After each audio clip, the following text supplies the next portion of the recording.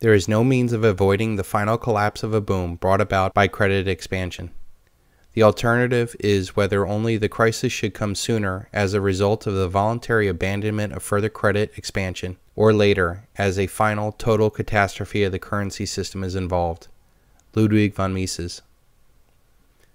Our entire way of life is based off of a debt-based currency that must create more debt every year in excess of the debt and interest accrued the year before. This is because every dollar that comes into existence is debt, with a certain amount of interest attached to it. When debt is created, money is created. When debt is paid off, money is destroyed. The real trick is that the money that is owed for the interest does not exist, since only the principal of the loan is ever put into the economy. The only way that this interest can be paid is by more debt being created to pay for the previous debt and interest. This is why we have an ever-expanding exponential growth in debt that cannot be stopped. In the end, we're all dead. John Maynard Keynes. The dollar collapse is a mathematically inevitable event. It will be the single largest event in human history. At some point, the debt incurred will be more than the real economy can bear, and there will be a default of non-payment. Or the other way to default on that payment is that we constantly print more money to keep the system going, so much so that we eventually destroy the value of the currency and people lose faith in it, which leads to a rush out of that currency and into a hyperinflationary depression.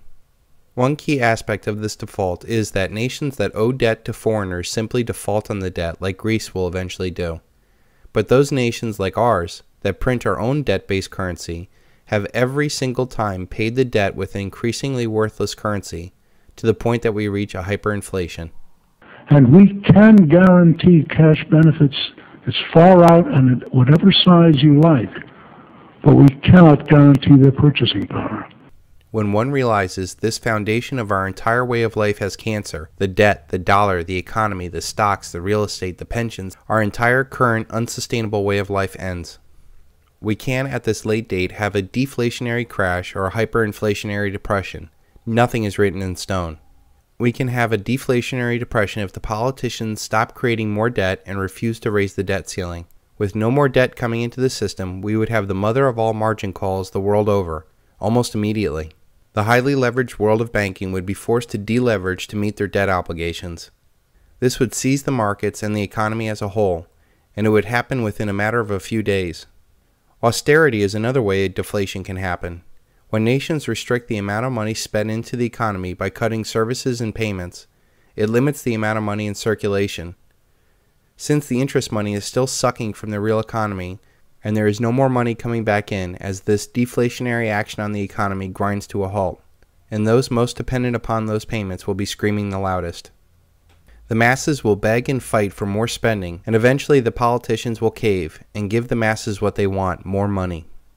Every country that engages in austerity will abandon it as political pressure grows, and the fact that with less government money in the system, the more the Keynesian parasitical system will collapse. Tax revenues shrink faster than the spending cuts, and this will increase the deficits. This is a ploy that the bankers benefit from, because austerity really means sacrificing the masses' lives so that the bankers' portfolios can perform. The politicians play this dangerous gambit because they want the people to beg them for more money. The game they play with the whiff of deflation and then opening up the money spigots is a very successful dialectic that has empowered this parasitical ruling class for ages. We could also have a deflationary depression if a nation like Greece defaults and the ECB does not flood the system with more euros to cover the losses in the system. By Greece defaulting on their debts, the banking system would seize up as banks become blatantly insolvent, as their equity positions are destroyed. This again would force everyone to sell their assets in a cascading mess to cover their losses. The deflation in the system is the most immediate and destructive choice. It is easy to find out who caused it, and it's difficult for people's confidence to return after it starts.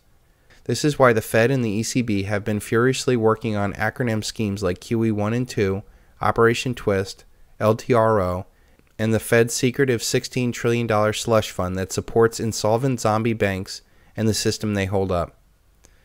Once the ECB starts covering the losses in the banking system, this will give cover to all other Western central banks to print as these currencies fall relative to one another. Trillions will start flowing and the world will be rocked just as it was in 2008. But this time it will not be billion-dollar institutions that are broken. This time around, it will be trillion-dollar nations and quadrillion-dollar markets.